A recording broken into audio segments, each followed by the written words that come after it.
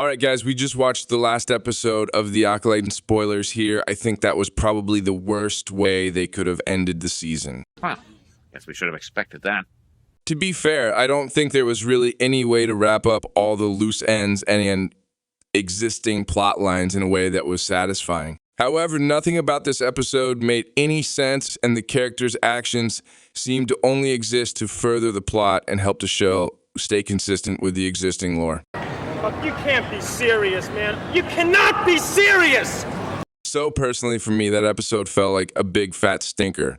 But anyways, how did you feel about that episode? Honestly, I can't say I'm surprised with how this series wrapped up. After episode 7, which many people called a filler, it felt like an uphill battle to wrap up an entire season in one episode, especially with so many questions left unanswered. I could go on forever about this, but one thing that really stood out to me was how the situation with O'Shea and May was resolved. It was ridiculous and didn't seem like a natural progression of their characters. O'Shea turning to the dark side made about as much sense as Luke Skywalker becoming a grumpy old man. I just didn't get the ending of their storyline. O'Shea goes off with Kamir to supposedly become a Sith, and she's heartbroken about having to separate from May. But it's like, you don't have to become a Sith. This is Star Wars. There are so many other paths you can take. If you're that devastated about being apart, why split up in the first place? The galaxy is massive. And if we consider the rule of two with the Sith for why they have to be apart, it doesn't make sense either. The Sith aren't even supposed to be around anymore, and that would imply Kamir assumes himself to be a Sith. There are so many plot holes here that is hard to overlook. It's really baffling the way this episode ended. But yeah, that's just one thing that tops off the finale of this series. Yeah, I agree with all those points. Let's start from the beginning of the episode, where we're introduced to Kamir and O'Shea. O'Shea is wearing the Sith mask, and she's having some sort of a seizure, seemingly experiencing a vision. O'Shea sees a vision of May killing Sol, which foreshadows her own potential to kill Sol. O'Shea's goal becomes stopping May from killing Sol, indicating she still has good in her. This aligns with her character throughout the show as a fundamentally good person. However, it makes no sense that spending a day with Kamir would suddenly turn her into a Sith apprentice. Even when she discovers that Sol killed her mother, she doesn't give him a chance to explain. She's just immediately angry and is ready to become a Sith apprentice. This drastic change in her character feels poorly developed and unrealistic. The whole idea of chasing after May to stop her, only for O'Shea to become what she's trying to prevent within a few hours, doesn't make sense to me. The characterization and plot progression are just not convincing. Yeah, no, I completely agree with that. When O'Shea kills Master Sol at the end, it's just really... Oh, come on! She's mad at him for something she doesn't even fully understand. In episode 7, it's clear that O'Shea's mother is a threat. As viewers, we're in the same position as Sol. We don't know what she's going to do. All we see are the witch archers aiming at them, her wife or whatever, getting ready to attack. And then she uses dark magic, clearly preparing for something sinister. If I were Sol, I'd act too. He wasn't just going to stand there and hope for the best. He acted in defense because he saw her as a threat and killed her. So at the end of the episode, when O'Shea gets all upset and kills Master Sol, it just doesn't make sense. His actions seem justified. We don't know what her mother was planning to do. And then, like you said, O'Shea gets all mad at Master Sol and kills him. How is she any better than Sol? He acted out of defense while she did it out of anger without even trying to understand why he killed her mother. She just said stop talking and choked him to death. That whole sequence makes no sense. And it's baffling how they leave so much unexplained in this episode. Yeah, totally, I agree.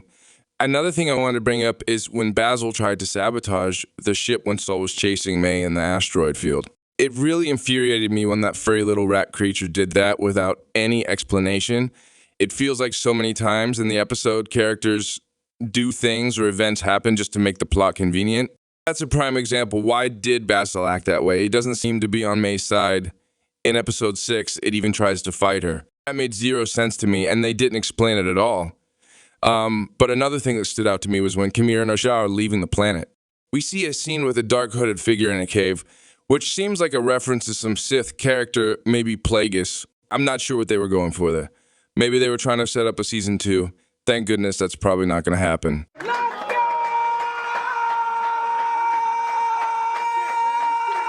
Honestly, I think they're just trying to leave the audience questioning things.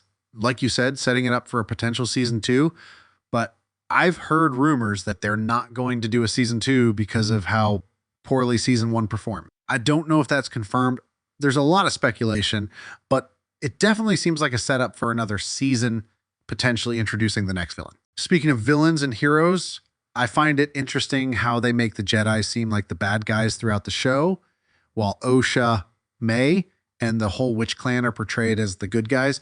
Then halfway through the season, Kamir's character is introduced. The Jedi are supposed to be the good guys in Star Wars. George Lucas made that very clear.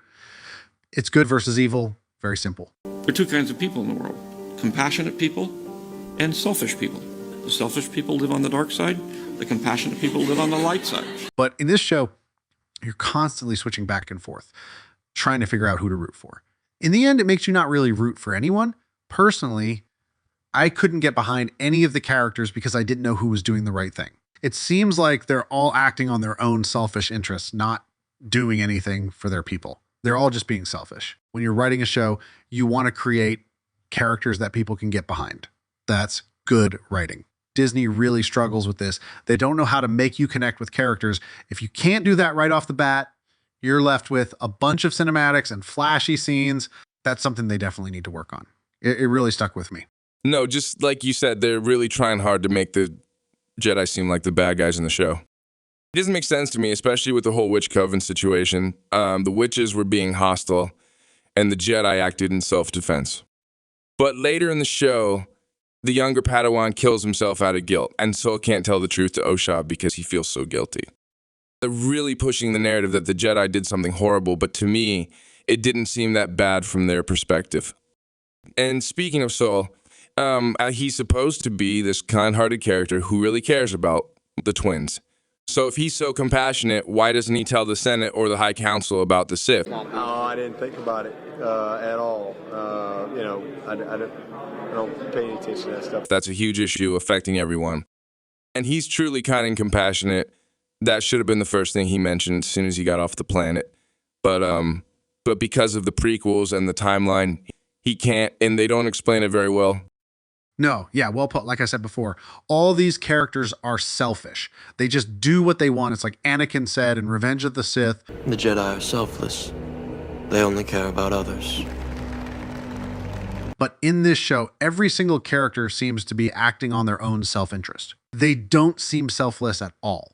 And it really takes you out of the story because these are supposed to be the Jedi. It's Star Wars, but they don't seem like Jedi at all. Which brings me to my next point.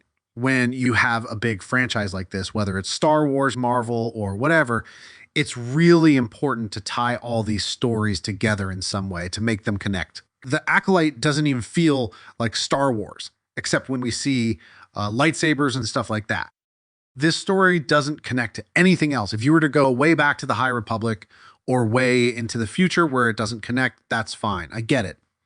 But this takes place less than 100 years before the Phantom Menace. There should be some sort of connecting pieces other than having a pointless cameo like Ki-Adi-Mundi just for the sake of it. It's super stupid.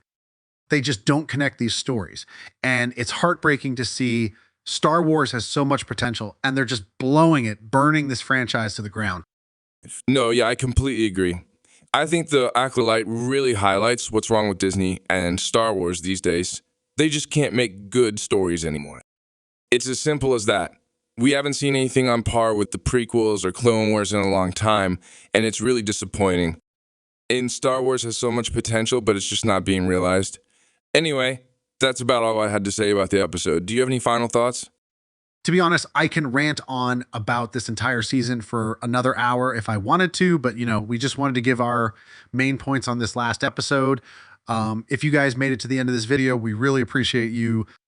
We're going to continue giving our thoughts on future Star Wars news, episodes, projects, and everything that's coming out. So, hit that subscribe button if you want to hear our thoughts. And we'll hope to catch you guys next time. May the Force be with you, because right now we need it more than ever.